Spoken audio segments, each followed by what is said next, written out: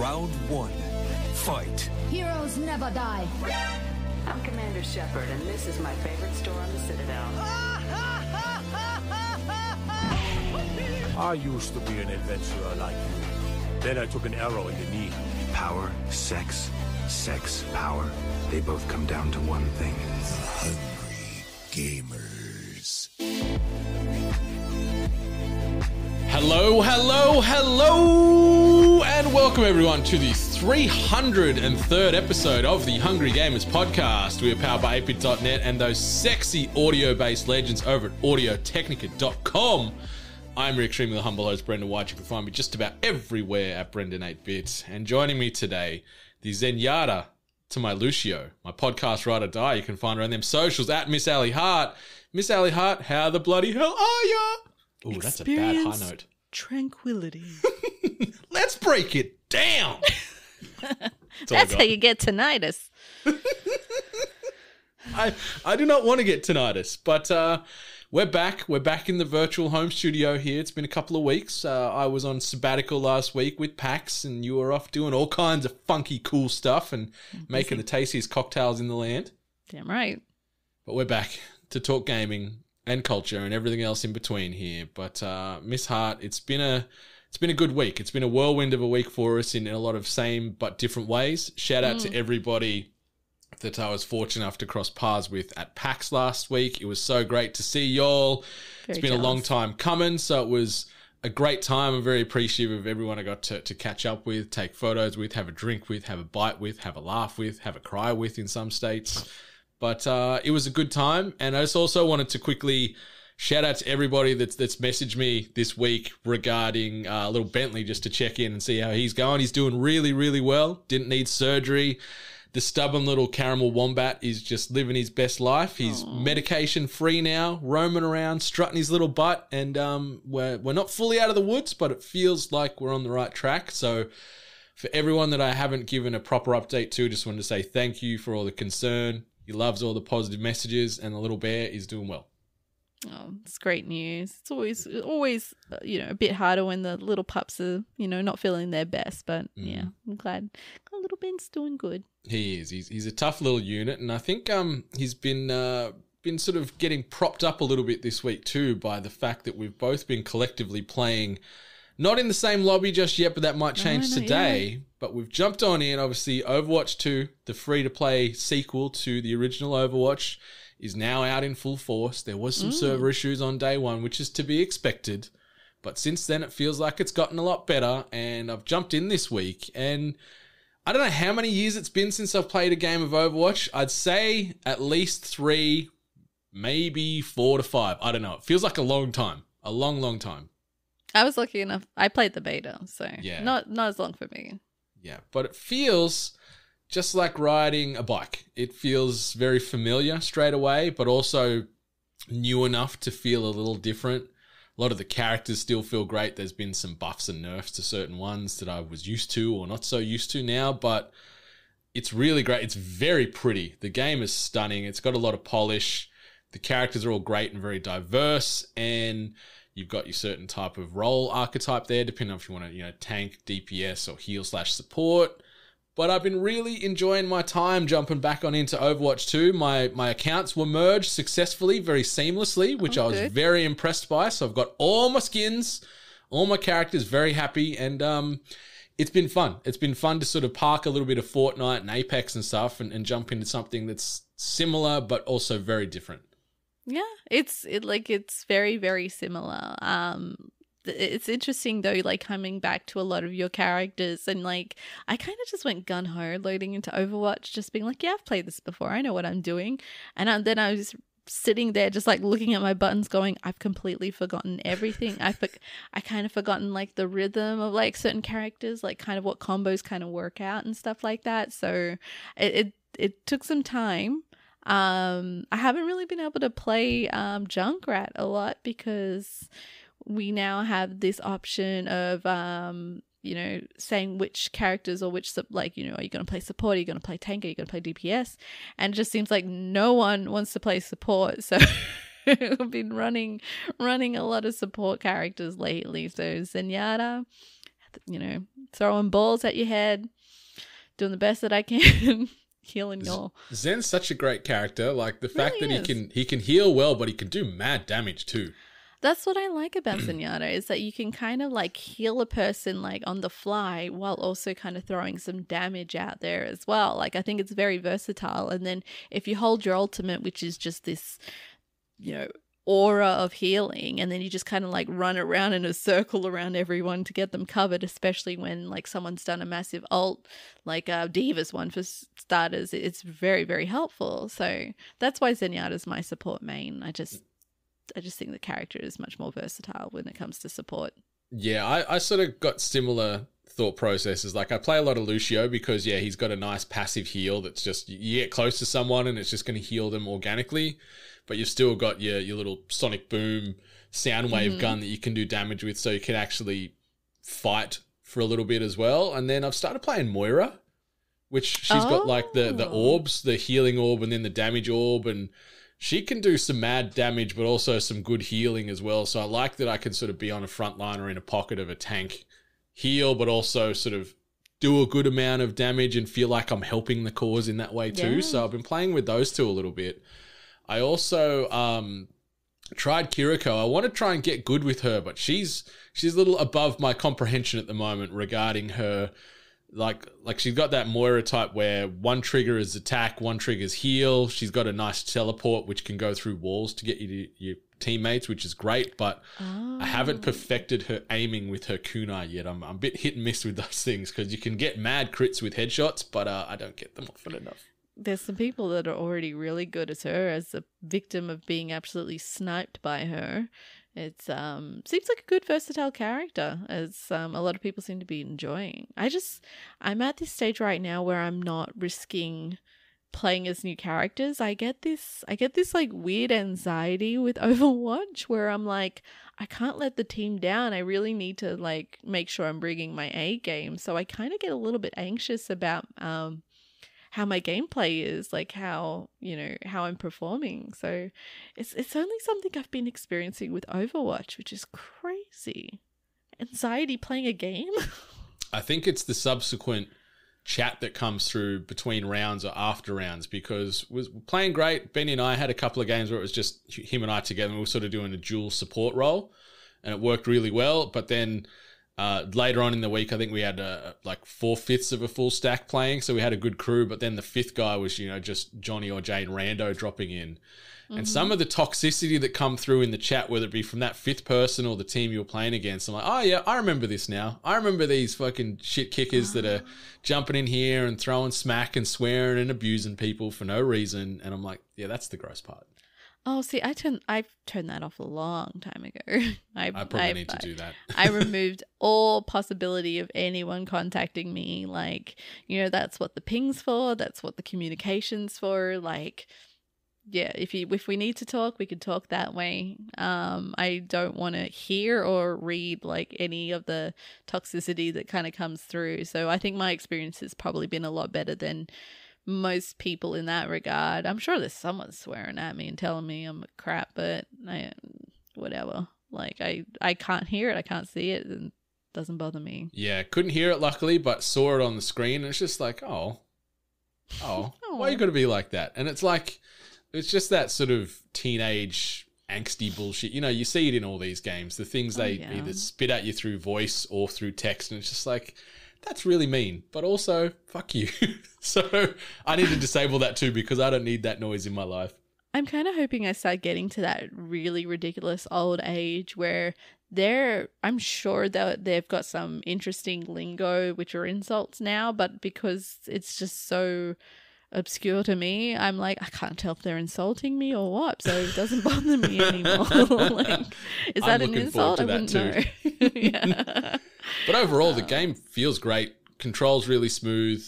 It's really polished. Like, Blizzard have done well with this, and the free-to-play model. Isn't the best term, but oh yeah. Like, well, I think like from a graphical standpoint, and even just the general sounds, like all the weapons in the attack sounds great. The little subtle sort of soundtrack in the back that varies depending on the map you're on, and I just like the tiny little quality of life improvements, and just the nothing graphical changes to some of the maps where you can sort of smash through little bits of fence or damage walls and stuff. Like just little tiny nods like that don't really change the gameplay, but just shows that they've just added a little bit more polish. But it's fun. I'll certainly be keeping this in the rotation for a little while, especially if you can get some people to play with you. I don't want to play this game by myself ever, but if I can play with friends, I'm too scared.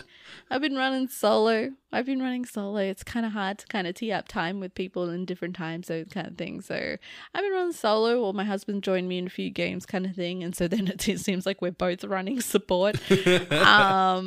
But yeah, it's been a decent experience. So for anyone that doesn't like the toxicity attached, just turn it off. Just go into socials and just like turn off like both the in-game chat, in-game voice audio and all that sort of stuff, and just get rid of it. It's definitely a better experience.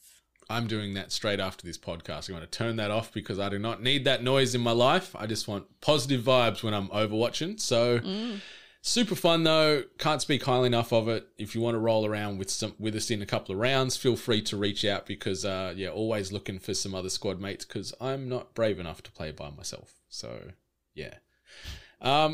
Something else that I've been playing, and sadly you've had some network issues and weren't able to make it happen overnight before the potty. So we're going to deep dive on this sucker next week. But I just wanted to say, I reckon I'm about 2/3 of the way through Scorn, the hit that's just dropped, or potential hit that's just dropped overnight on Xbox, available also through Xbox Game Pass for Xbox as well as PC.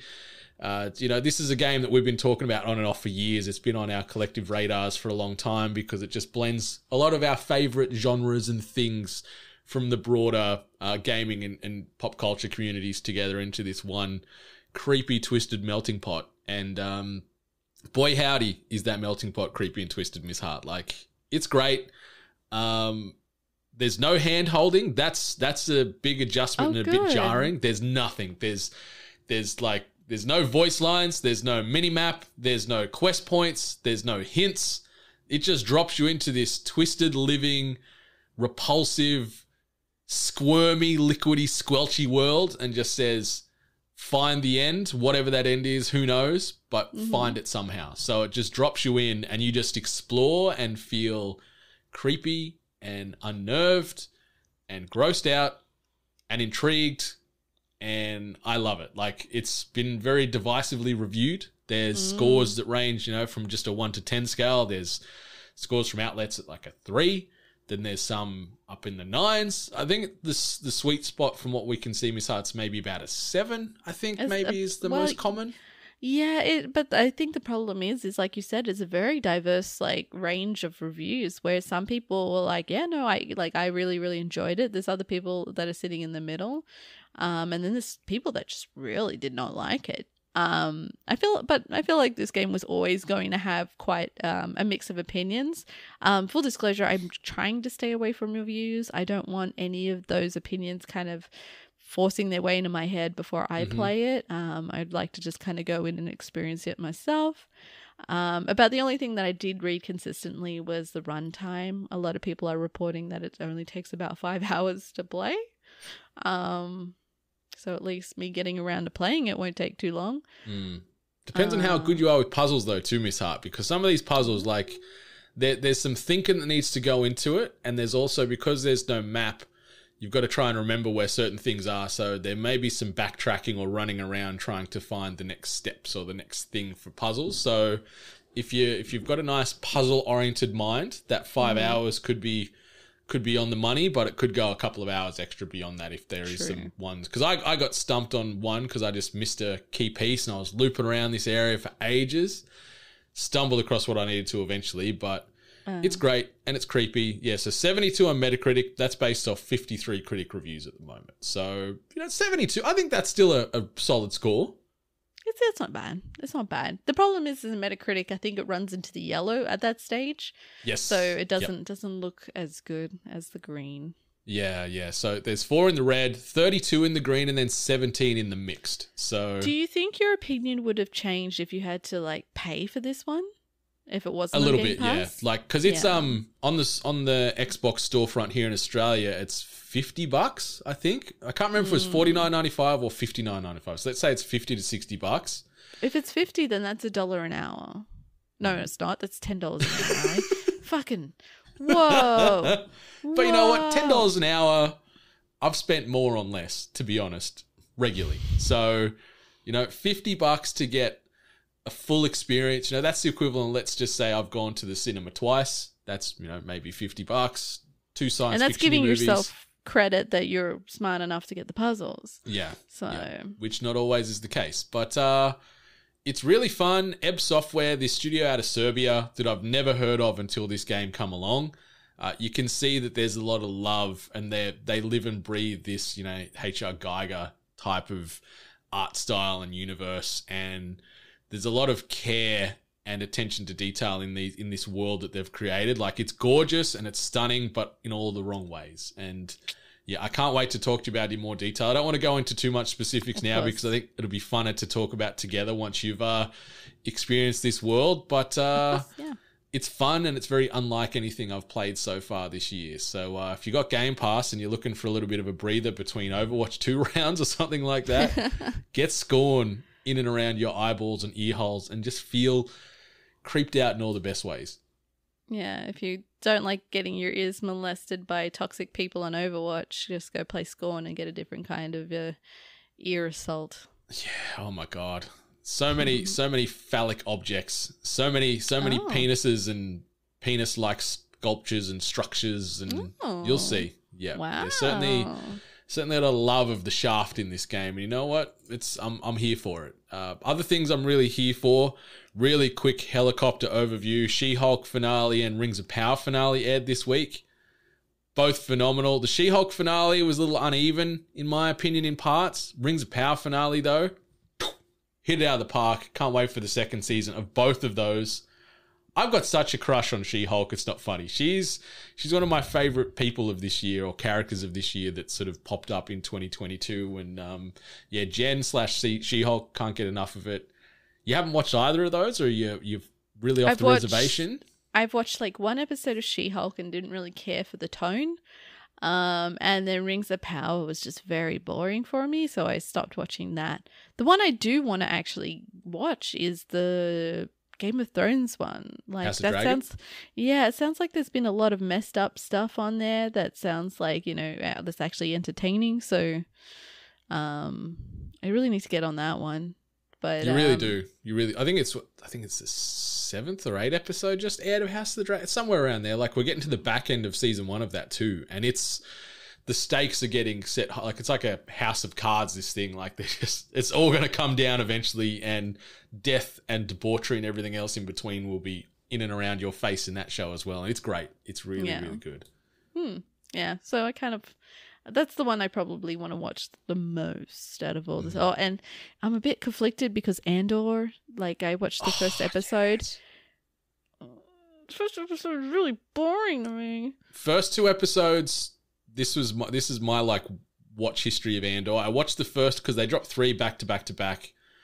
I watched the first 2, but I wasn't paying full attention, so I had to go back and rewatch the second episode because I missed some things. But after that, from 3 onwards, it builds nicely, and this week's episode is some of the best Star Wars I've seen in a long, long, long time. And that's why it's back on my radar, because I saw that it had, like, a lot of people were reviewing it like a 9 out of 10 episode kind of thing. So technically that doesn't mean too much, but, like, I'm like, okay, I'm curious. Like, I know that I'm an impatient viewer of a lot of things.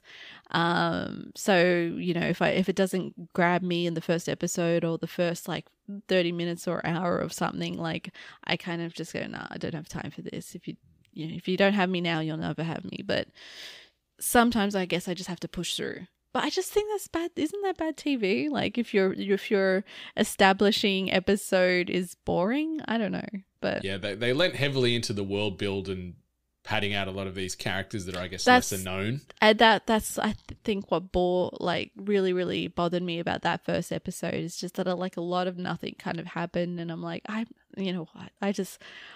getting exhausted in Star Wars content, and I'm just like, I'm starting to just not care anymore, and it's sad because I'm sure there's like a lot of great stories out there and some fantastic actors, but I'm just you definitely need to jump back on the speeder for this one and give it another crack, because after those first two, I'm completely with you. It was a little bit I wasn't completely feeling it at the time, but then from 3 onwards, it just builds and builds and builds, and the stakes get raised and raised and raised. And then this last episode is just, And if you enjoyed Rogue One, it's starting to hit those same highs and those same beats, and it's just great. And just very unlike the rest of Star Wars that we're used to now. You know, there's no lightsabers and there's no Skywalkers. It's just great space espionage, and it really starts to sing in these last few episodes. Oh, maybe I'll have to give it another go. Yeah, give it a crack. But something that we both gave a crack this past week is the 2022 remake of Clive Barker's cult classic throughout the 80s, 90s and beyond. We're talking about Hellraiser. So I caught this. It's on Hulu. I caught this on Binge of all places, I think, and you've obviously got it on Hulu. So it didn't end up on Disney. Sadly, we didn't get to go from like Andor to Hellraiser. But what's your thoughts on Hellraiser, we'll just say 2022? So I actually never watched a Hellraiser movie, really. I know I've stumbled across like midway through maybe a Hellraiser 4 or one of the later ones, and it did seem a bit ridiculous with like Power Ranger style effects in there. So it always kind of seemed a bit like wacky for me to be getting into with Hellraiser and such. So my husband recently read the book, the story that kind of developed the movie. The Hellbound Heart or whatever it is. Yeah. And he actually said the book was great. And I think he enjoyed the first movie maybe. So when we saw that this was coming out, I was like, well, hang on, maybe I'll watch it. It's going to be a retelling, like it's kind of reestablishing the story, the narrative and everything like that. It's not paying homage to the previous ones.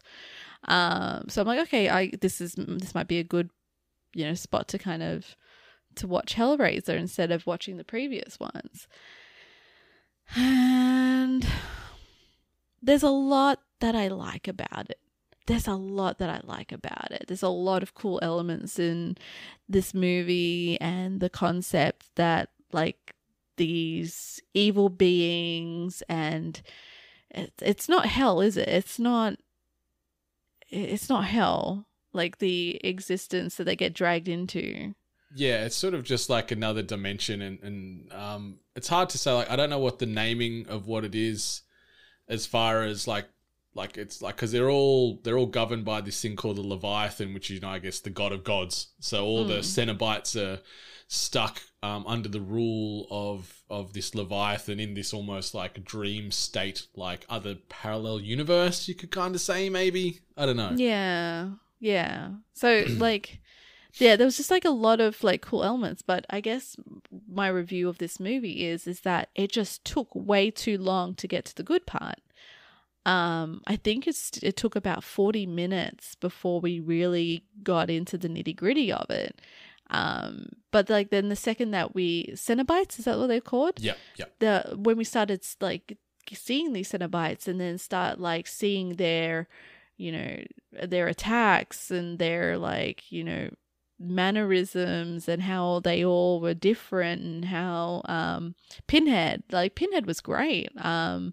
I only know a little bit of the original Pinhead, and I believe like that character became pretty iconic. So the fact that this was being redone again, I know that was pretty controversial, but what's her name? Jamie something. Yeah, Jamie Clayton. I thought she did great. I thought that the character was still wonderfully haunting, scary, but also intelligent, very engaging, and like, when we started seeing more of Pinhead, that is when I was interested in the movie, and then it really caught me on. So I would say that I actually enjoyed like the last half of it, maybe even a little bit further. Like that's when, to me, that's when it actually got really, really good. I didn't really like any of the establishing details on essentially the main character you were following, who like finds the it's Riley. Yeah, the puzzle.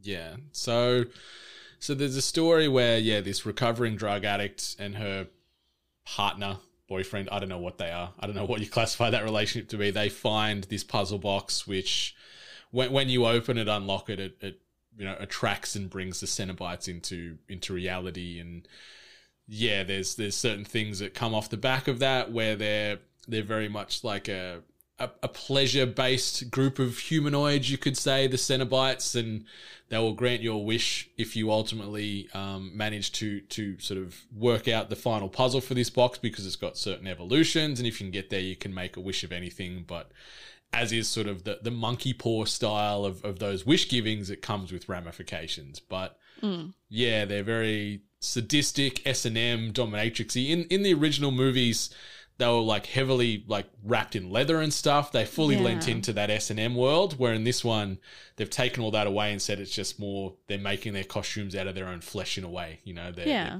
tearing it out. And like, they look great. The Cenobites, they look really cool and creepy and unsettling.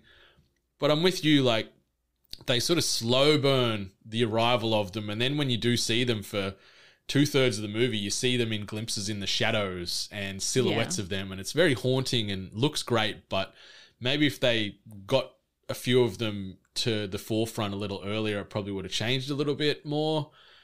Because when you do see them, it's great. There's some real hero moments on the screen with them. You're like, whoa, they look brilliant. And Jamie Clayton as Pinhead, like, so they've sort of brought her in. I wish they didn't sort of enhance her voice so much. They put so many like synths and effects on her voice. I didn't mind it. I think that's what made it like hauntingly like it was captivating. Like Pinhead's meant to be like this like priest, right? This priestess or priest of the Leviathan. Yeah. So he or she's the high priest of the Leviathan and the leader of the Cenobites. But like Doug Bradley, who used to play Pinhead up until now, they didn't really enhance his voice. It was just his voice and his presence, and he was really great in that role. Had some really cool like monologues and discussions throughout some of the movies. But Jamie Clayton, she did really well. She's very imposing on the screen, and when she did speak, it was great. But I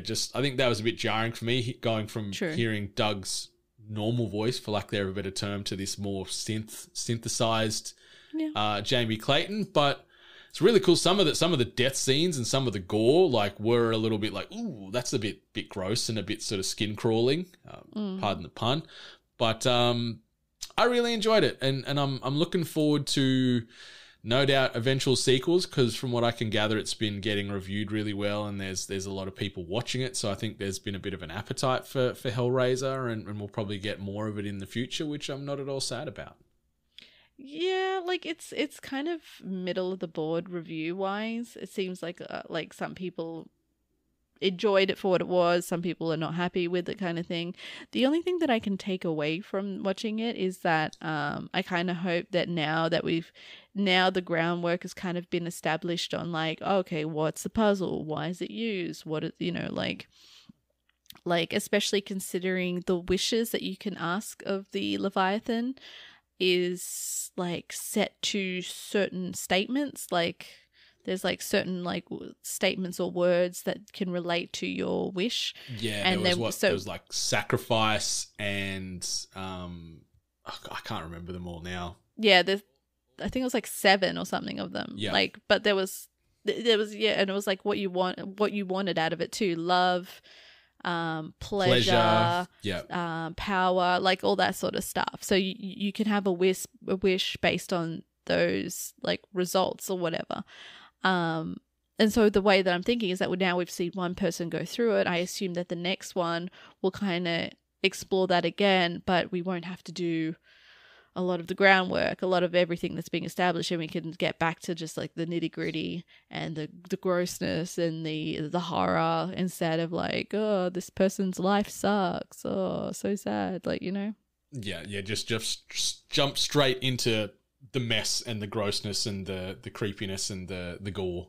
Yeah, that's why we're all here. They did. I haven't watched like the original films for quite a while, but I don't think they ever really went too heavily too often in the lore as far as the box and how it works. So it's kind of sort of cool that they took some time to explain that, which I enjoyed. But hopefully I don't have to do that and revisit that every single time with future sequels. Yeah. Respect the viewer's time, I think, is moving forward. Let's see what happens with the Cenobites. Let's see what happens with the next person that stumbles across the puzzle box and what kind of atrocities await. And hopefully we get to see the Chatterer again with his little teeth doing the whole time. That was cool. That one was cool. I also liked I don't know what the Cenobite's name was, but the lung one. Yeah. Like, that was great, especially, like, yeah. There's like a scene and it was like, it's like mostly darkness and then you hear it and I'm like, that would freak me out, like just hearing that noise. So yeah, there were some really cool moments throughout the movie where there was like some like gross out or freak out or really unsettling moments, and the practical effects were on point. Like they were good. Didn't do a ton of CG. It was mostly practical and prosthetics and stuff, which is a testament. I don't know what production team was involved from the effects standpoint, but whoever you were, hat tip to you people, because it looked fantastic and creepy and gross in all the right ways. Yeah, like, actually, yeah, that's definitely something that they deserve credit. I don't think at once it looked cheap. I think they actually did very well with that, even like with the CG and when these characters were in like very normal spaces, like a bathroom or something like that, and then the space gets converted into this, alternative universe or / hell or whatever that they want to call it. Even that was really, really well done. So I actually do give the team credit for that. That looked pretty damn good. Yeah, no, I was happy. Like, I haven't watched Hellraiser in a long time. The first time I ever watched these movies, my mum showed them to me when I was far too young, and it scared the bejesus out of me. Went back and watched them in my later years, enjoyed them. Well, enjoyed some of them. Because I think this is the 11th movie in the franchise now, which is insane. Really? Some of them very, very forgettable, but the first few, great. I'm excited to see where they take this world into the future, because I'd say they're going to go back to this well again for sure. Yeah, I hope so, because I do want more of it. But yeah, I just want more of the cool stuff. Yeah, but I'm happy you've enjoyed it for the most part. I'm happy you can appreciate where it could go, potentially. Yeah. Yeah. Anything else you want to mention as far as what we've been doing this week, or shall we start rocking and rolling into the main meat and potatoes of THG 303? Let's see them taters. Taters! This week's news headlines. Now I'm thinking about nice roast potatoes, crispy with a bit of sea salt. Potato gems. Potato gems are so underrated. They're one of my favorite ways. Like, if you chuck that into like the chip ecosystem, it's one of the tops for me.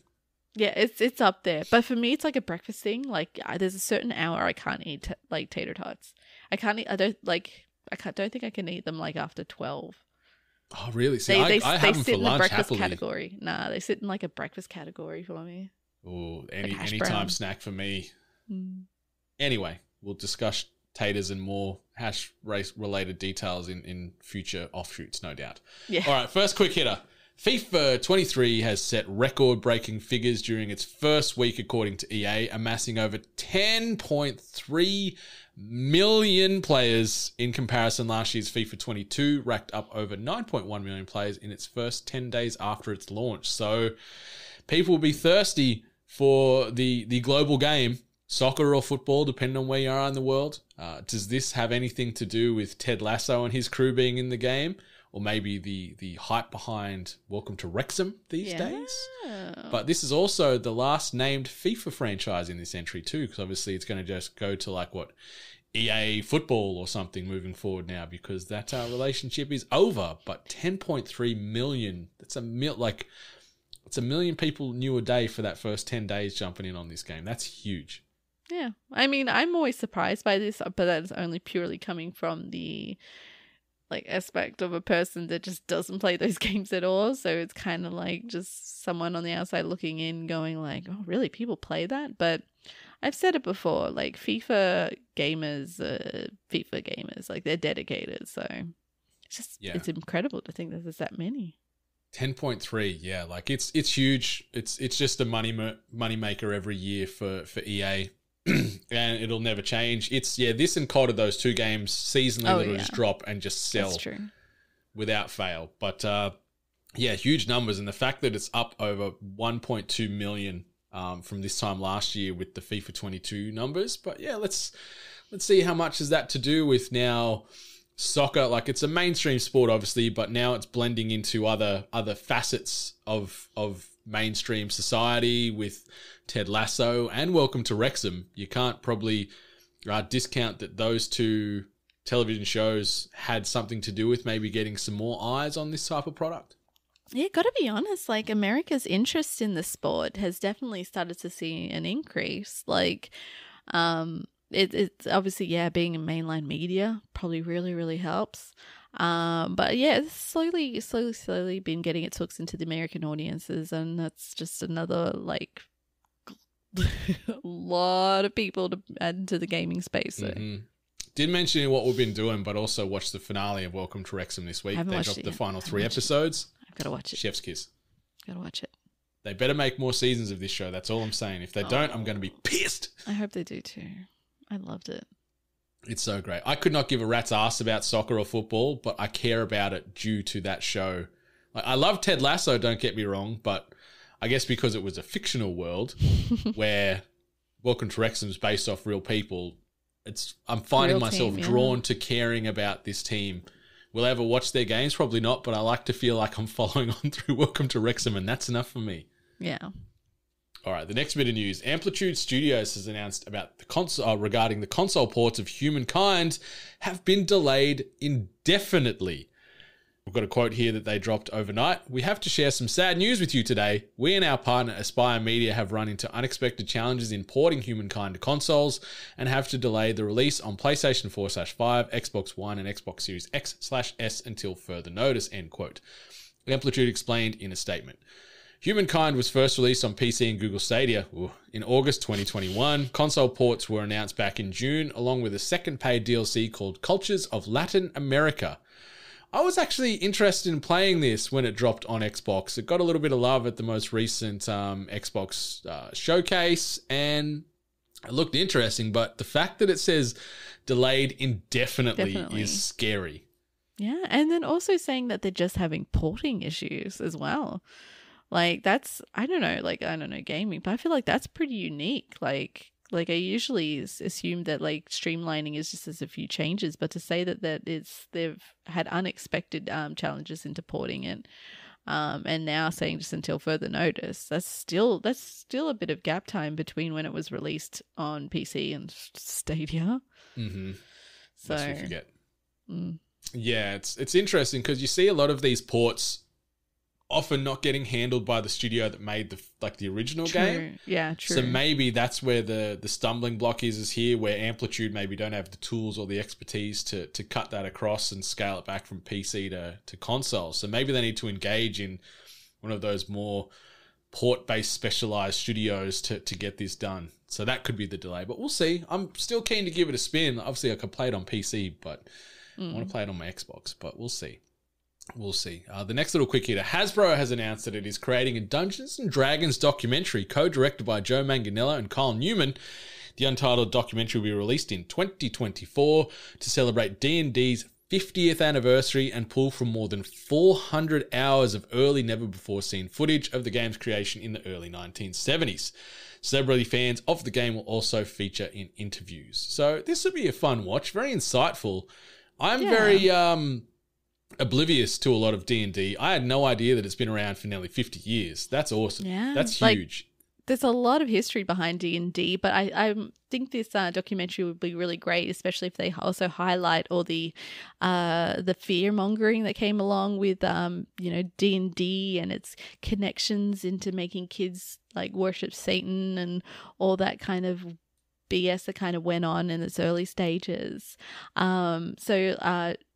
Joe is a big D&D nerd. He's also a gorgeous looking dude and married to one of the world's sexiest women.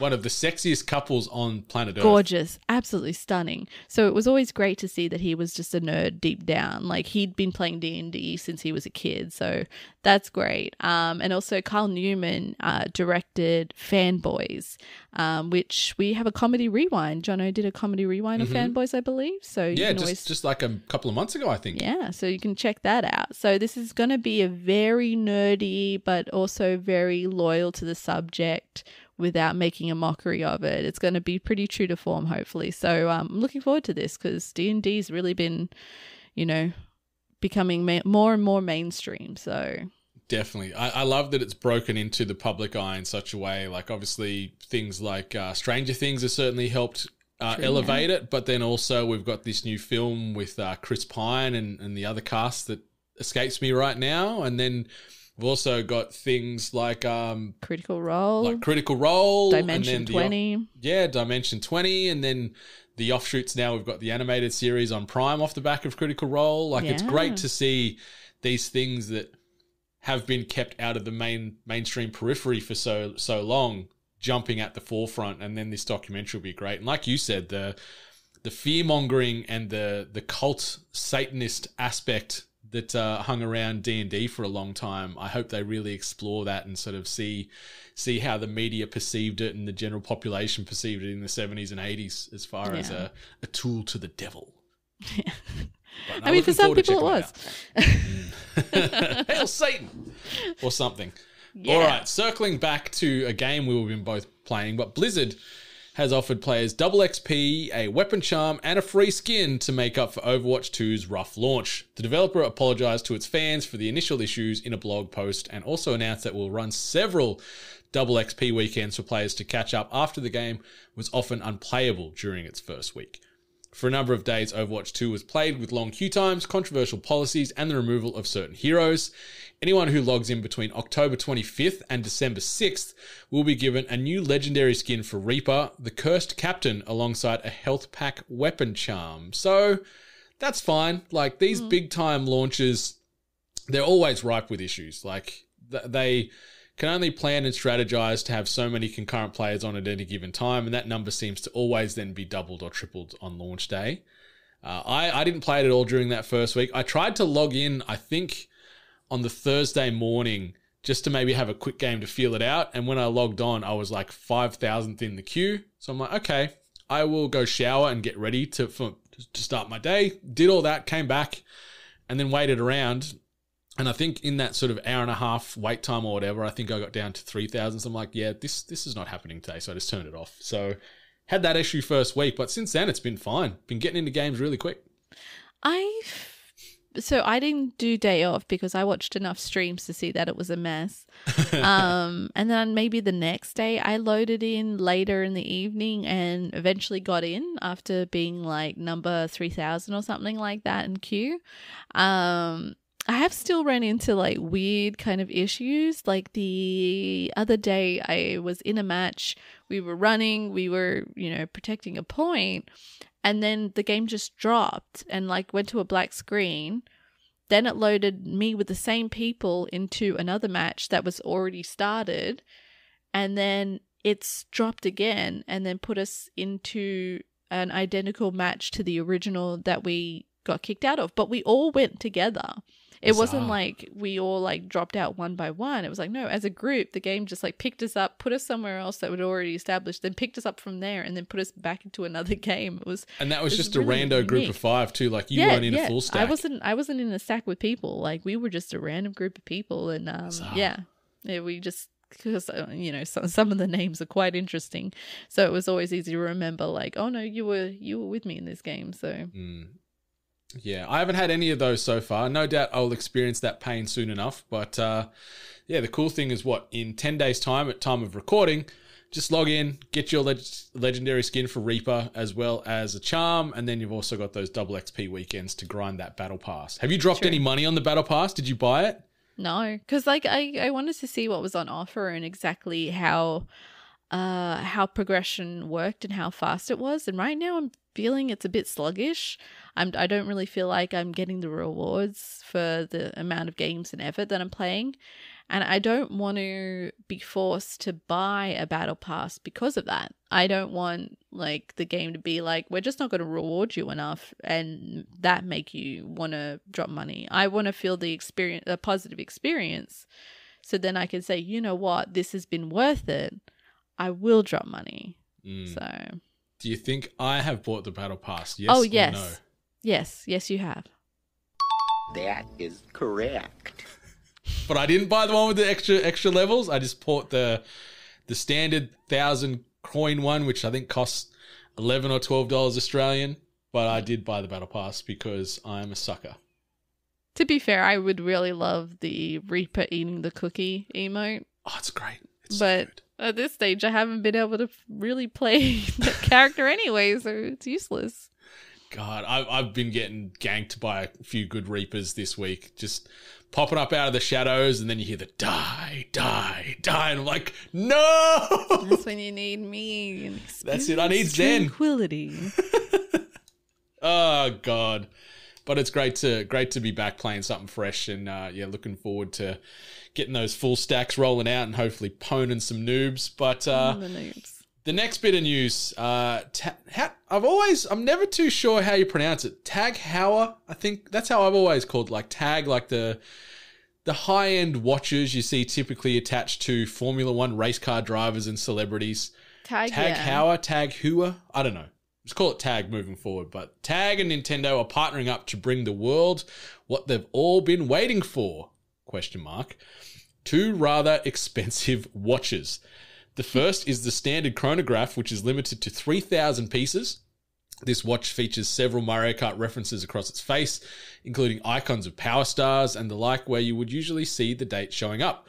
Meanwhile, the Mario Kart logo can be seen etched on the back. The second watch unveiled is the chronograph Tourbillon model, which is limited to 250 pieces. This watch has a distinctive black polished ceramic bezel, ooh, love that, and features a skeletonized tri-compax dial showcasing moving Mario Kart elements, which include a bullet bill. However, while these watches may be nice to look at, they do not come cheap, Miss Hart.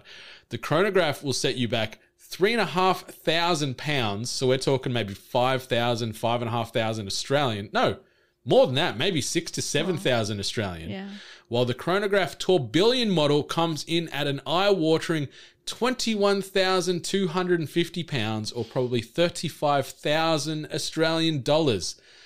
Holy shit, I love a nice watch, but I would never spend that amount of money on a fucking Mario Kart watch in my life. This is one of those things where I just don't understand it. Like I'm never one to drop a lot of cash because something's a brand. And then also on this level where I'm like, I don't understand spending that kind of money for something that has been established, perfected at such a basic cost. Like, it just tells you the time and all the other little, little things that they stick in those kind of watch faces. But for the most part, it's just telling you the time. Why are you spending that much? Why are you spending a car on a watch? It looks cute, but I just know I don't understand it. And you know what? If I'm going to be dropping that kind of cash, I want some bling. I want some sparkle. I don't really see. Bullet Bill doesn't tickle the pickle there. That's enough bling for you. Well, it doesn't sparkle. Yeah, it is. They're understated, like aesthetically, like Tag make great watches, but like these watches, yeah, like you see this on someone's wrist and go, holy shit, that's worth, like you don't think that's worth a lot of money. Like you think, okay, that costs you $200. Yeah, it's a watch. It's a collab with Nintendo. How expensive could this really be? And the answer, listeners, is very expensive, because when you're looking at €3,500 for one of the baseline watch and then 21,000 for the other one. Like I know that there was only 3,000 pieces of one and then 250. So there is a bit of a elitist collectors club vibe to both of these. But like if I met someone in the street wearing this watch, I wouldn't go, man, I'm so impressed. I'd be like, you're an idiot. You could have bought so many nicer watches for that same price point that actually justifies the swag factor instead of seeing Mario Kart wahooing his way around the watch face. Like, come on now. I'm wearing a small computer as a watch right now that doesn't even cost like half of that. Like this is like a small computer on my wrist, and like it tells me how I sleep. It tells me how my heart rate and my breathing is. It tracks my fitness levels and tells me messages. It also has a built-in walkie-talkie function.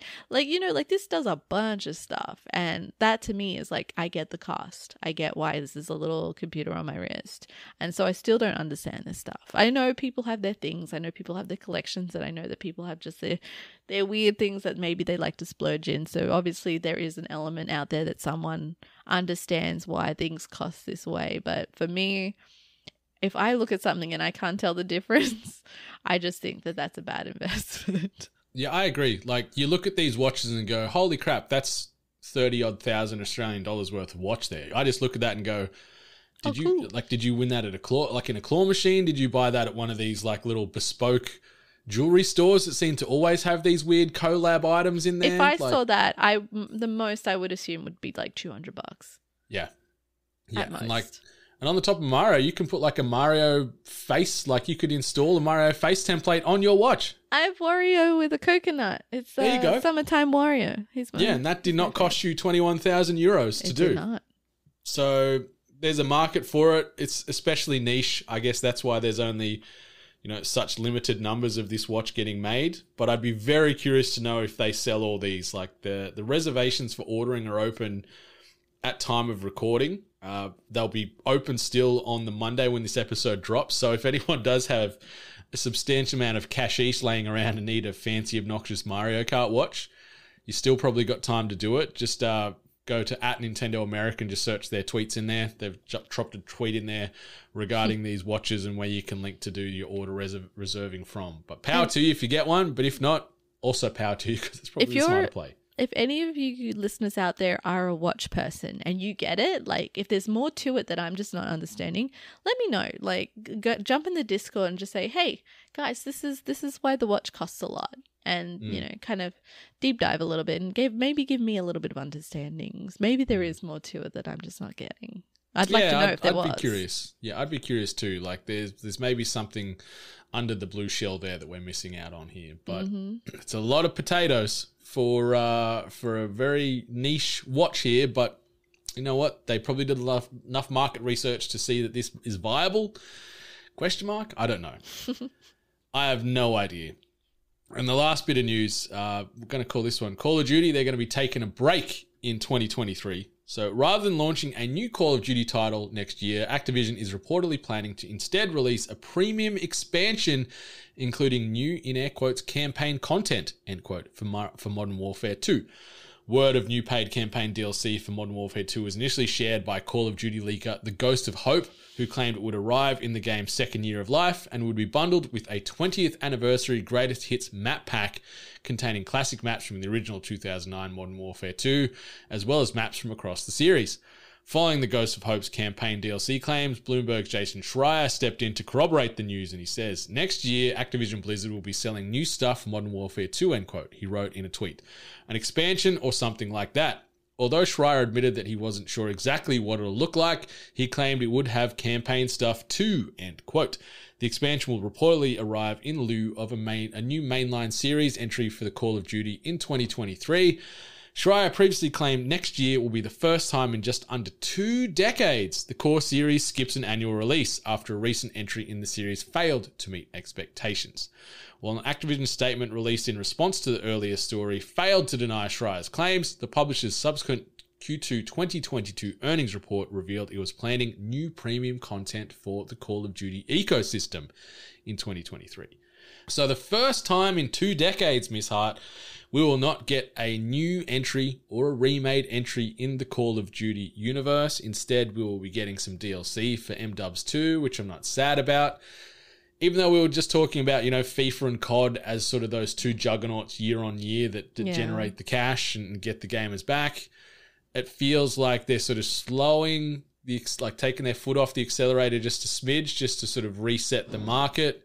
And it's probably a smart play because people will still probably turn up in droves to buy this new campaign content next year. Yeah, definitely. It just doesn't seem viable to be constantly under the thumb to produce a title by a certain expected date just to make it like a yearly drop.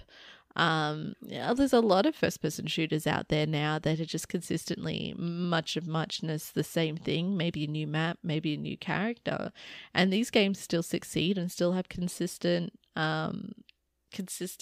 player base at high levels. So I think it's good that they are probably gonna just do the whole DLC or extra content to add on to Modern Warfare, because I haven't really played, like, dedicated my time to playing COD in a year or so. I get fatigued by it, I guess. It's just, I guess, not my thing anymore. Yeah, and it's same too, isn't it? Like, I think there is maybe a bit of shooter fatigue. Like we saw, well, Battlefield last year was released broken as hell anyway, but everyone fell off that really quick. So maybe just letting the market rest and reset, and then coming out with the new game in 2024 is a smart play, because, like, I know war is eternal and people love conflict and shooters and FPS and all that, but, like, there's only so many fresh stories you can tell that are unlike the 2 decades worth of stories you've already told. Like, it feels like it's very same, but slightly different all the time. So maybe just breathing for a hot second and then coming back with something completely new and unheard of for the franchise might be a smart play. Yeah, I think that's the smartest choice. Like, I don't ever think I see much of the Call of Duty fan base asking for fresh, like, new content. And this is going to sound very closed-minded, but how much of the new content, like, I don't think a lot of people play the story. I think a lot of the Call of Duty fan base don't really play the story, so it's not like they feel like they're missing out story-wise. So would it just be like they just want new maps, they want new guns, they want new characters kind of thing, just to change that up a bit? I assume that that's the only differences that they could honestly ask for. Like I said, I haven't really been a dedicated Call of Duty fan for a while now, so maybe I'm fingers completely off the pulse, but, like, that to me is probably what the majority of Call of Duty players would probably just want, just to spice it up. Oh yeah, like, you can see this game shifted from the big blockbuster film type story to multiplayer, and then even from the standard traditional TDM and free-for-all modes and stuff like that into Warzone. Like, Warzone seems to be its golden goose these days, because they release new seasons, and with that, new skins and new battle passes. So people are just death by 1,000 cuts in there, where they're just like, little purchase here, little purchase there, want that new skin, want that new gun skin, or that new animation. And that's where they're making all that money. So focusing on that, and maybe just breaking away that content to be its own standalone thing, where they then just every couple of years release a single player expansion that ties into it. Like, maybe it just becomes the Call of Duty universe, and they just release seasonal content where it's a campaign from here, and then a campaign from there, and then a new map for Warzone and whatever else. And then you got Snoop Dogg collabing in there, and you got bloody Terminator and John McClane and all these people from pop culture of now and yesteryear, just all making their way into this game and this franchise. And that's where the money's to be made. And I think that's what they're starting to realize. Let's just shift focus and make cool, memorable, breakaway little expansions and moments. Yeah, I think so too. It's a moneymaker. Yeah. Drop that Very skin. curious to see what the next crazy collab would be with Call of Duty. Like, the most recent ones, obviously, we had the 80s action stars, we had the Godzilla and Kong collab, and then we had some Terminator stuff. But, like, what's the next big thing they do? I'm trying to think, like, what's relevant, but no, they wouldn't really do, like, horror stuff, would they? Have they? Maybe they have. They've done, like, it makes sense to, like, even weave that into, like, the zombies mode. Obviously, people love the zombies mode. Yeah. But nothing mentioned, and, Halloween's 2 and a bit weeks away. So yeah, you think they would have announced something now? Yeah. Very, very interesting. But if you don't want to wait for that premium expansion of Call of Duty dropping in 2023, don't worry, because we got you all covered. New releases and events. As far as new podcasts to consume this week, we've got a brand new Cocktail Club making its way to the 8-Bit Cast RSS feed, as well as a brand new Bytecast recorded live from the PAX Oz 2022 show floor. That also saw the return of Jack Cruz to the microphone. He hasn't been on a podcast in I don't know how many years, and we dragged him and Nato, as well as myself and Jono, into the Audio-Technica booth at PAX to record an episode where we tackled the, in air quotes, world's hottest chip, which, had some mixed results. That's all I'm going to say, but check that out on the Bytecast RSS feed this coming week to see how that all played out for your chip combatants there. As far as new things coming to the small screen this coming week, Love is Blind Season 3 on Netflix, VHS 99 coming to Shudder. Very, very great horror universe they're doing there with VHS. Very highly recommended. And The Peripheral is dropping on Prime, and that's done by the creators of the Westworld TV show. So it's got some nice, cool, genre-bending science fiction-y vibes going on. As far as what's happening on the big screen here, Barbarian's been out in America and a lot of the other world for a little while, but it's making its way to the Australian screens this week, as well as Black Adam, which seems to be reviewing okay from what I've seen, unless I've just seen selective lines that The Rock has shared only on socials or something. Yeah, well, apparently he's been spoiling it, so watch out what you ingest when it comes to whatever The Rock's putting out, because apparently he's the one that's been spoiling the movie. So what a son of a bitch! Yeah, but who's gonna no one's gonna tell him off.